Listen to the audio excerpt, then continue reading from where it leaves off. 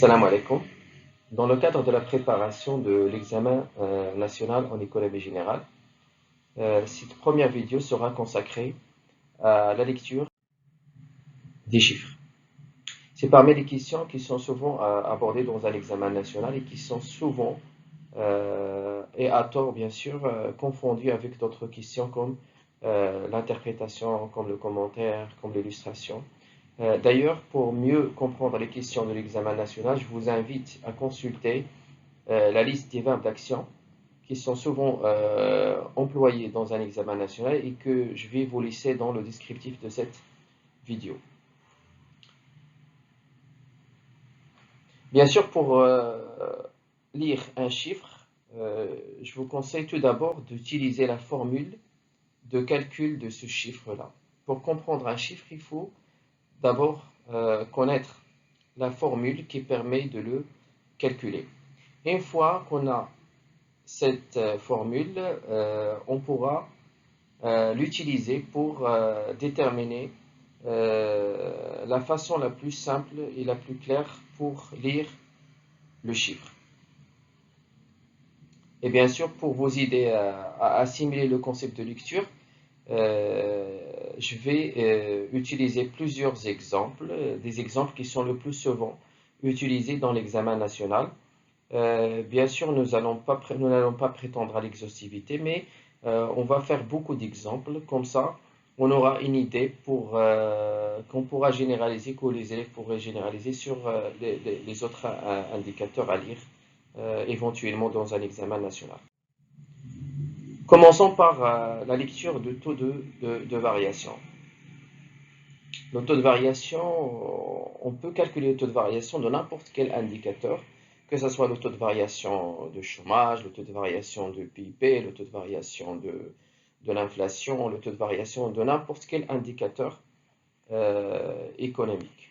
Ici, on va prendre l'exemple du PIB. Bien sûr, tout le monde sait que le taux de variation du PIB n'est rien d'autre que le taux de croissance économique. Supposons qu'il est égal à 2%. La formule, bien sûr, pour calculer le taux de croissance économique ou bien le taux de variation du PIB, c'est le PIB dans l'année de calcul moins le PIB de l'année qui le précède sur le PIB de l'année qui le précède fois 100. J'ai oublié, bien sûr, le fois 100, donc il faut multiplier par 100, est égal à 2%. Bien sûr, donc cela, dans cet exemple, pour lire le chiffre du taux de croissance économique, on va dire que le PIB, puisque le chiffre 2, c'est un chiffre qui est positif, donc on va dire que le PIB a augmenté de 2% en N par rapport à N moins 1. Bon, tout simplement, pour lire économiquement le chiffre, on va dire que la richesse créée par les agents économiques résidant sur le territoire national a augmenté de 2% en N par rapport à N moins 1. Et on va faire l'inverse lorsque le chiffre est négatif. Donc au lieu de dire a augmenté, on va dire qu'il a diminué. Un autre exemple, c'est la lecture de taux de chômage. La formule de taux de chômage, bien sûr, c'est la population en chômage sur la population active âgée de 15 ans et plus fois 100. On fera aussi un autre exemple. Supposons que le taux de chômage au Maroc est égal à 10% en 2020. Comme on peut voir ici, ces 10%, ça représente quoi? Il représente la part de la population en chômage dans le total qui est la population active. Donc pour lire, on va dire que 10% du total qui est la population active est en chômage quand en 2020 ou au Maroc. Donc la lecture sera la suivante, c'est 10% de la population active âgée de 15 ans et plus est en chômage en 2020 au Maroc. Pour la lecture de taux d'inflation. Pour la lecture de taux d'inflation, on utilise toujours le taux de variation, mais le taux de variation de l'indice des prix à la consommation. Comme on a déjà fait pour le PIB, lorsqu'on a fait la lecture de taux de croissance économique, on fera la même chose pour la lecture de taux d'inflation. Supposons ici que le taux d'inflation au Maroc en 2020 est égal à 1,5 %. Comme on a fait tout à l'heure pour le PIB, donc on va dire que 1,5 %, ça représente quoi? Ça représente en pourcentage l'augmentation de l'indice des prix à la consommation en N par rapport à N-1. Donc pour lire, on va dire que l'indice des prix à la consommation a augmenté tout simplement pourquoi? Parce que le taux de variation il est positif, donc a augmenté de 1,5 % en N par rapport à N-1 au Maroc, par exemple.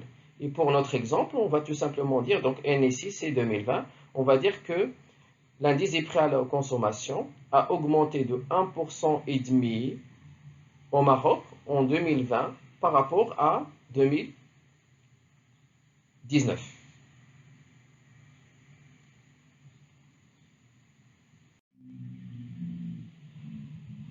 Lecture de l'indice des prix à la consommation, bien sûr qu'on va utiliser dans le calcul du taux d'inflation. Il faut savoir que l'année de base pour l'indice des prix à la consommation, version ancienne, c'est 2006. Il ne faut pas oublier qu'en 2020, l'année de base elle a été actualisée, elle est devenue 2017. Donc ça dépend de l'exercice. Si l'année de base elle est 2006, donc on va interpréter par rapport à 2006. Mais si dans l'exercice, les données de l'exercice sont récentes et que l'année de base elle est de 2017, donc il faut toujours comparer par rapport à l'année 2017. Mais l'exemple qu'on va faire maintenant, donc il est valable aussi bien pour l'année 2006 que pour l'année 2017. Donc on va faire cela d'une façon qui est généralisée. C'est la même lecture, bien sûr, qu'un indice synthétique des prix, puisque l'indice des prix à la consommation il est calculé en utilisant la formule de l'asperge des prix, ce qui revient à interpréter de la même manière qu'un indice des prix calculé selon la méthode de l'asperge. Exemple, l'indice des prix à la consommation 2020 est égal à 107. Bien sûr, tous les exemples que j'ai employés dans cette vidéo éducative, ce sont des exemples qui sont fictifs.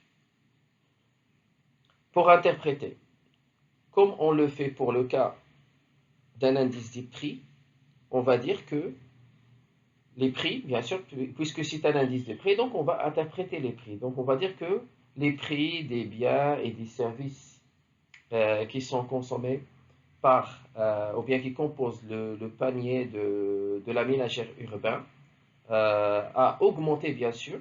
Pourquoi il a augmenté? Puisque on a 107 moins 100 est égal plus 7%. Donc a augmenté de 7% en 2020 par rapport à l'année de base.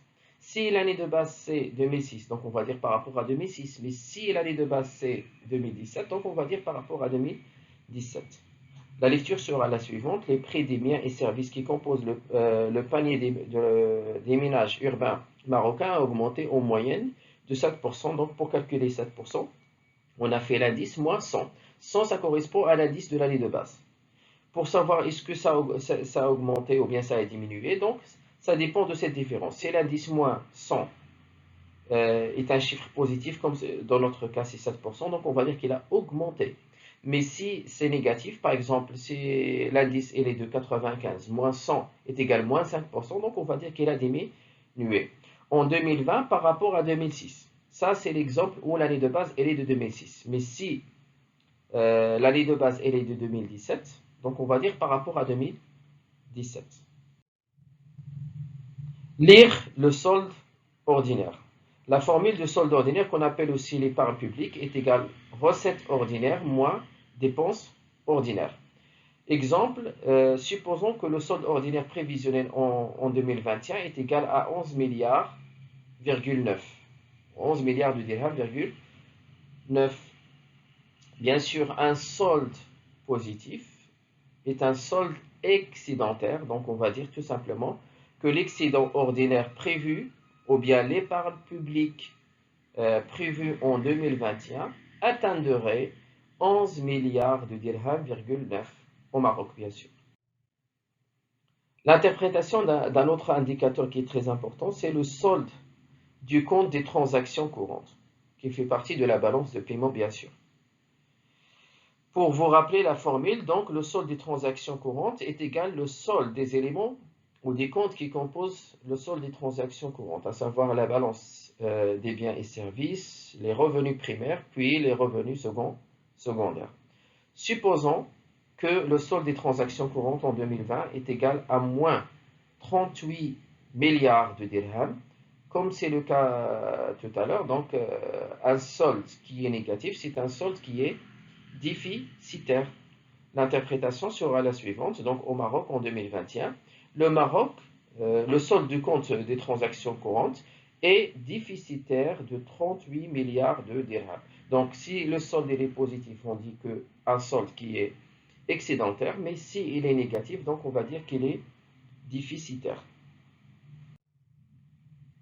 Un autre indicateur lié au commerce extérieur, c'est le taux de couverture.